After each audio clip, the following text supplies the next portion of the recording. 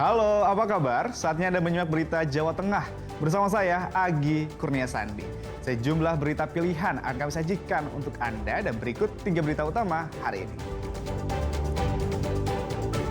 Waspada cuaca ekstrim, sebuah musola di Banyumas rusak diterjang banjir hingga seorang warga di Brebes hilang hanyut terbawa arus. Sebuah truk di Kebumen terbakar dan meledak setelah menabrak motor yang terseret di bawah truk.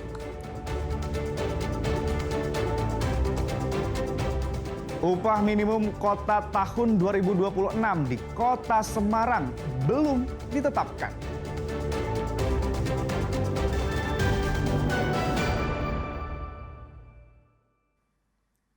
Sebuah musola rusak setelah diterjang banjir bandang di Desa Sudagaran di Kabupaten Banyumas. Banjir bandang terjadi setelah diguyur hujan dengan intensitas tinggi.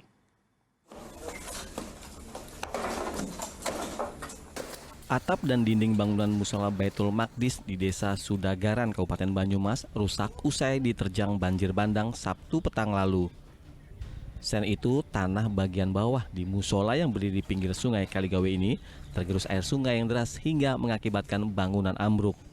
Hanya bagian depan bangunan yang luput dari gerusan banjir bandang. Banjir bandang ini terjadi pada Sabtu petang lalu saat wilayah Kabupaten Banyumas diguyur hujan deras dengan intensitas lama. Curah hujan sangat tinggi, jadi air dari lapangan, dari rumah-rumah warga masuk ke sini semua. Jadi mungkin mengakibatkan tanah tersebut mungkin ke bawah itu ya. Longsor terus ya, kegerus ya. Tergerus. Dan ini ke bawah semua ya. Kebetulan kan ini pinggir kali atas bronjong. Bronjongnya pun di bagian bawah nggak tahu, belum kelihatan kan, masih tinggi airnya. Masih ada apa kalah bronjongnya seperti apa belum kelihatan. Artinya udah nggak bisa dipakai sama sekali. Ini sama sekali ini nggak bisa dipakai sama sekali.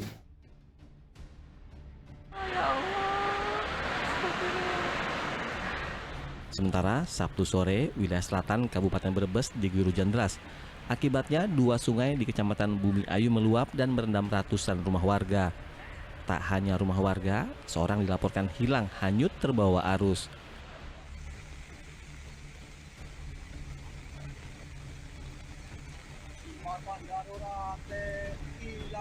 Petugas gabungan dari BPBD, Polri, dan TNI langsung turun tangan membantu warga yang terdampak. Upaya evakuasi dilakukan terhadap warga yang rumahnya berada di bantaran sungai. Kini banjir berangsur surut, namun petugas masih berjaga di sekitar lokasi. Mardianto dan Sugiyartono melaporkan dari Banyumas dan Brebes. Sepekan lebih banjir menerjang wilayah Desa Sayung, Kabupaten Demak. Bukan hanya menggenangi permukiman, tapi juga sekolah.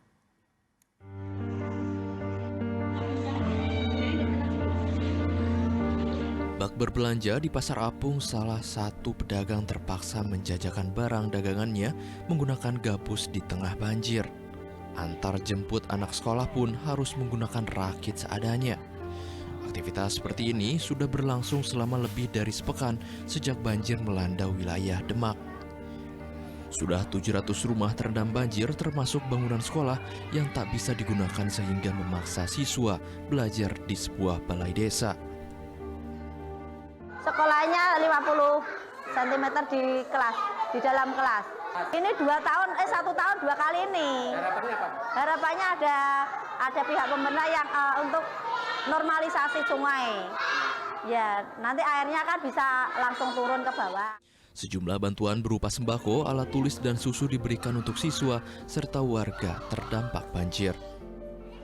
Di wilayah Sayung, khususnya Desa Sayung, selama 10 hari ini kan banjir. Kebetulan TK ataupun SD 1 Sayung ini letaknya agak di daerah cekungan. Jadi selama 10 hari banjir ini menempati aula di Balai Desa Sayung.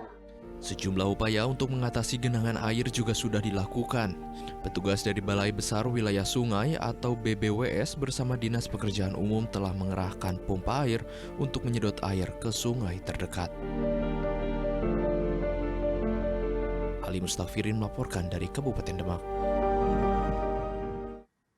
Sebuah truk di Kebumen terbakar dan meledak setelah menabrak motor yang terseret di bawah truk.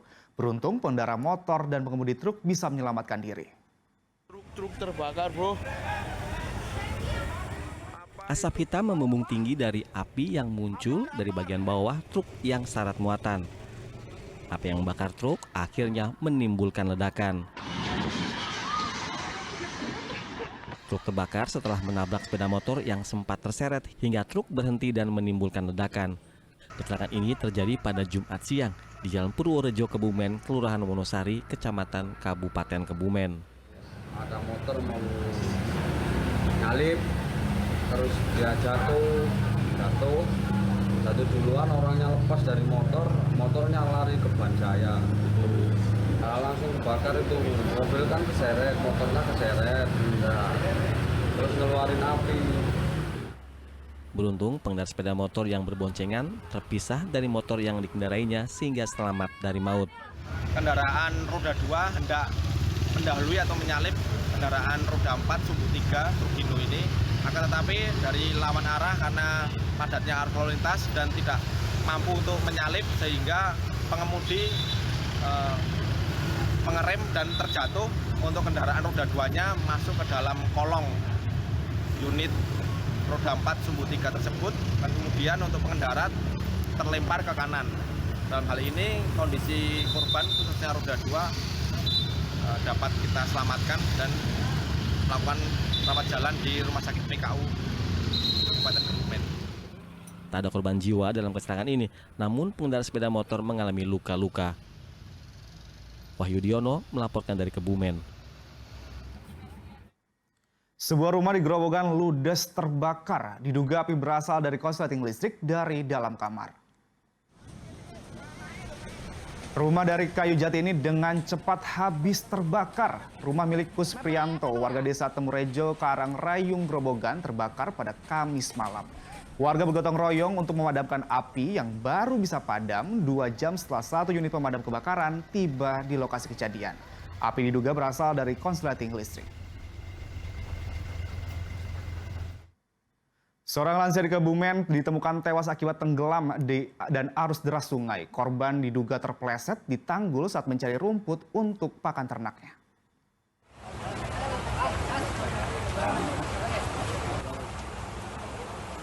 Sahat 69 tahun akhirnya ditemukan dalam kondisi tak bernyawa di aliran sungai tak jauh dari rumahnya di Dukuh Gentarlor, Desa Caruban, Kecamatan Adimulyo, Kebumen. Warga dan tim SAR mencari korban di sepanjang sungai di area rumah korban yang diduga terpeleset ke sungai hari Kamis dan baru ditemukan hari Jumat. Soal penemuan tadi disisir dengan berjajar sekitar 20-20 orang, sisir dari posisi pintu air menuju ke arah bawah, dan alhamdulillah tadi sekitar 5 atau 4 meter dari pintu survivor bisa diketemukan dan tersangkut di kaki pencari.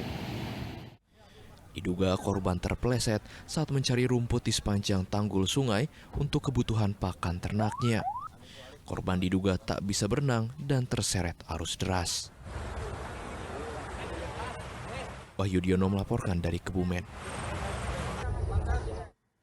Berhati-hatilah jika Anda sedang memetik daun sirih.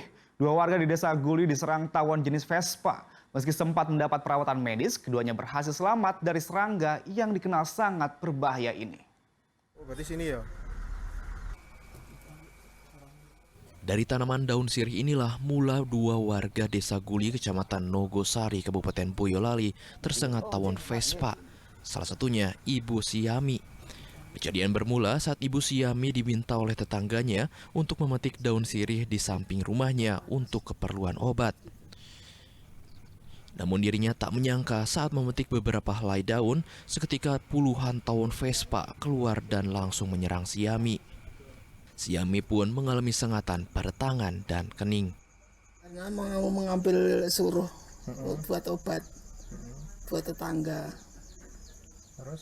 Terus saya tarik, lebahnya keluar. Langsung saya lari, langsung dikejar. Banyak Bu lebahnya? Keluarnya tadi ya banyak, sekitar ya 30 sampai 40-an. Terus nyengat apa aja Bu? Di bagian Nyengat mana di aja? jidat, kalau tetangga saya di tangan sama di pelipis sini. Terus apa yang dirasakan Bu? Badannya panas atau? Badannya biasa, tapi yang sekarang saya rasakan cuma gitu, sama sininya masih agak panas, menut-nut gitu. Meski sempat mendapat perawatan medis, keduanya berhasil selamat. Usai kejadian, petugas damkar langsung datang ke lokasi dan membakar sarang tawon Vespa itu. Tawon jenis itu sangat berbahaya karena yang di daerah Boyolali itu sudah menelan korban sampai meninggal dunia. Warga diimbau untuk lebih waspada terhadap keberadaan sarang tawon terutama jenis Vespa. Tawon biasanya suka membuat sarang di tempat terlindung, hangat dan tidak terganggu. Salah satunya seperti di tanaman daun sirih, bawah atap rumah atau di dalam ventilasi. Yulianto melaporkan dari Boyolali.